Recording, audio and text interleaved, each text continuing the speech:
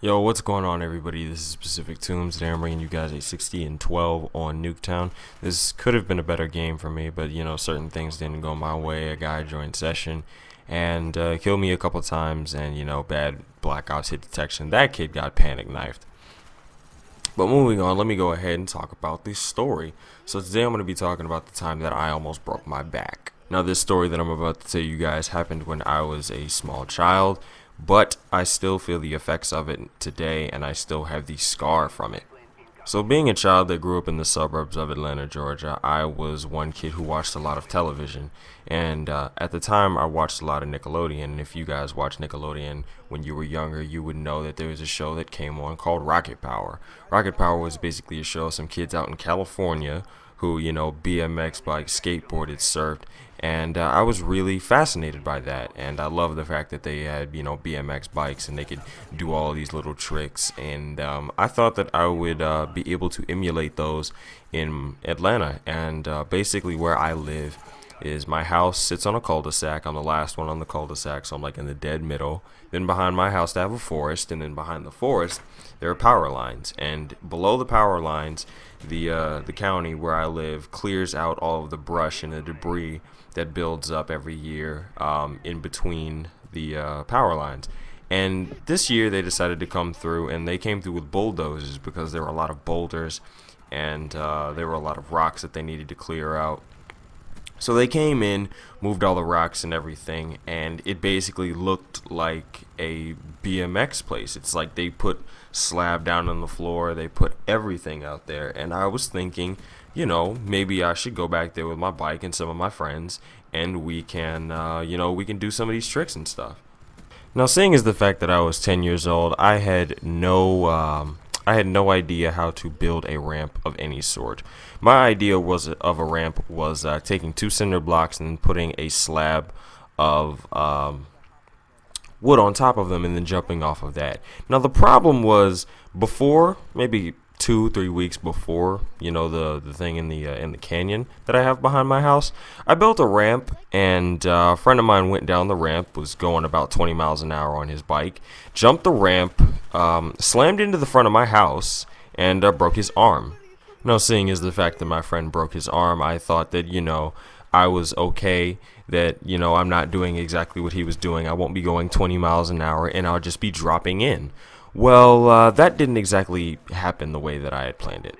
So I go back to the canyon, I take my mountain bike, and there's the problem. I had a mountain bike. I didn't have a BMX bike. So I take it back here, and I drop in, and, I'm going down this hill, and it keeps getting steeper and steeper and steeper. And as I keep gaining speed, I'm like, oh my God, Mom, I'm gonna do it. Mom, I'm gonna do it. I did it all right. So I drop in, and it turns out that this drop is, it's not some little measly 5 feet. It's about 15 feet. And I'm going down this hill, and I'm like, yeah! And after I get my little euphoric scream on, I start gaining speed again, and my front tire hits a rock. Now, this is when things start going downhill. Dang, that was a bad pun. My front tire hits a rock, and I go head first over the handlebars. Now, I go flying. I'm thinking I'm doing some, Travis Pastrana, motocross, YY fakie, phase, optic, sick grizz, ladder stall here.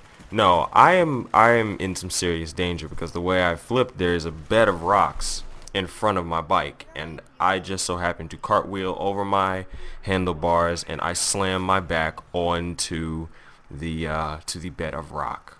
Now, once I slam my bed onto the bed of rock, the wind is knocked out of me. I feel some pain, but I also feel really, really numb. And I've never broken a bone in my body before, but the feeling that I felt after I hit the ground was probably the worst feeling that I've ever felt in my life, next to having my heart broken. What happened is there was a rock, a triangle-shaped rock like a pyramid, and it was pointing up, and it just so happened that when I cartwheeled over, my back landed on top of that little pyramid-like rock, and it didn't hit my spine, didn't hit my spinal cord, but it barely missed it. And as soon as I hit it, I started, that blood curdling scream that babies have when you take something from them.